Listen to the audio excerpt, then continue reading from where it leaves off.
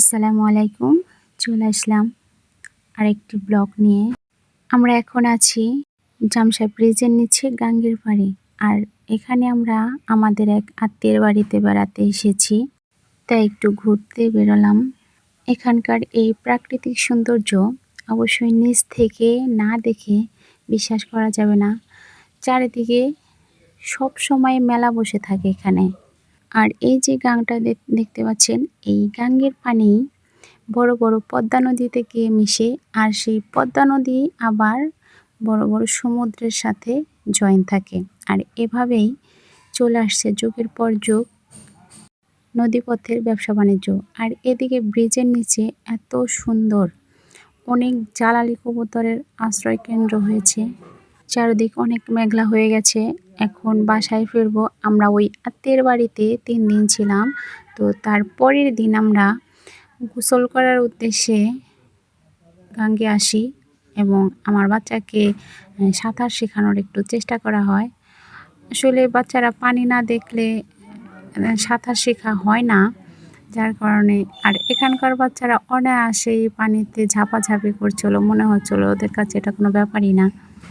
ওরা এই পরিবেশের সাথে মানিয়ে বড় হয়েছে, যার কারণে ওদের ভেতরে ভয় কিছু নেই।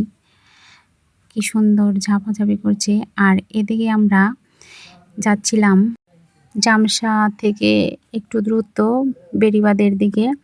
আর যাওয়ার পথে এরকম দৃশ্য সত্যি চোখ জুড়িয়ে যায়। আর এখন আমরা চলে আসলাম বেড়িবাঁধের সুগন্ধা পার্কে।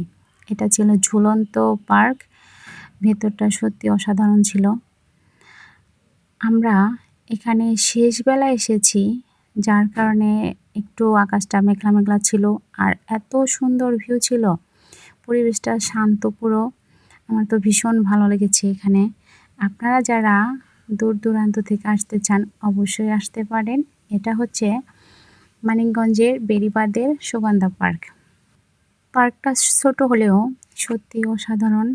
আর এদিকে মেঘলা করেছে, আমরা দ্রুত বাসায় ফিরবো, না হলে নির্জন এলাকা, বেশি সন্ধ্যা হয়ে গেলে হয়তো গাড়ি পাবো না।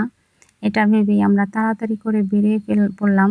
আর এখানে এসে ফুচকা খাবো না, এটা কি হয়?